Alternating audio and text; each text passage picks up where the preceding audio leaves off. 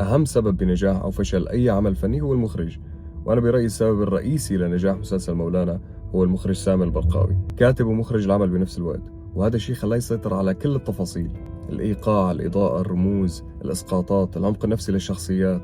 البرقاوي ضبط التوازن. شلون هي ضبط التوازن؟ عم بعطيكم اليوم كلمات جديدة، تمام؟ البرقاوي ضبط التوازن بشكل رهيب، بنى التوتر تدريجيا، وخلى كل مشهد يحمل معنى أكبر من مجرد حدث عادي. وعلى سيرة العمق النفسي للشخصيات، خلينا نمرق بسرعة على أحلى شخصيات بهذا المسلسل. أول شيء شخصية مشمش اللي عملها الفنان وسيم قزق. شخصية مشمش هي المجنون اللي على البركة اللي موجود بأي ضيعة، شخصية تقليدية نوعا ما، بس الطريقة اللي لعبها فيها وسيم قزق ما كانت تقليدية أبدا.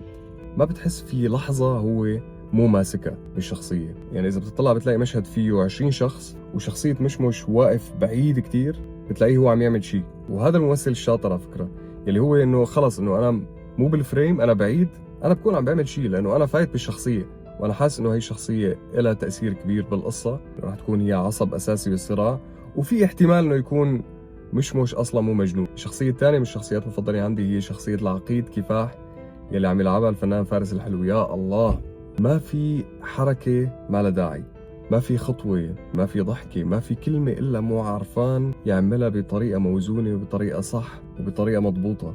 وأنا هون مشكلة عندي إنه أنا لازم أكره العقيد كفاح، بس أنا بحب كتير فارس الحلو، فأنا بحب العقيد كفاح.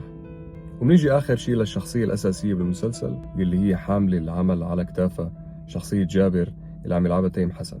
أنا برأيي في شخصية جابر وأداء تيم حسن قبل الحلقة السادسة وبعد الحلقة السادسة. شو قصدي؟ قصدي إنه من الحلقة الأولى للخامسة كان شخصية جابر هيك ماشي. كيف يعني؟ يعني كان إنه هو عنده هذا الهدف، إنه هو مرتكب جريمة، هربان، بده يطلع من البلد. بس بعدين بالحلقة السادسة صار في شيفت، صار في شغلة إنه أنا هلأ صار عندي هدف أنبل، أنا في سبب جابني لهون، أنا مولانا من اليوم ورايح، أنا بدي ساعد هدول العالم، أنا بدي أغير مصير القرية. هو كأنه عنده أكثر من دافع، إنه هو بده يساعدهم، بس بنفس الوقت هو بده ينتصر انتصار شخصي لنفسه بسبب الماضي تبعه مع السلطة.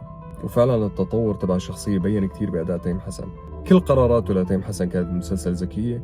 في ناس عندها مشكلة مع زابر وهي القصص الترند، بس هو بالنهاية ترند وكل العالم عم بتتابعه لهي الأسباب، والأسباب تانية إنه المسلسل حلو. كتير حلوة هي المسلسلات اللي بيخليك إنه بس تخلص الحلقة أنت تحكي مع اللي جنبك، تتناقش أنت وياه، شو رأيك بهذا الأسقاط، شو كان قصدهم هون، تحلل الأحداث، تتوقع. هيك لازم تكون الأعمال. ف برافو، عمل كتير حلو.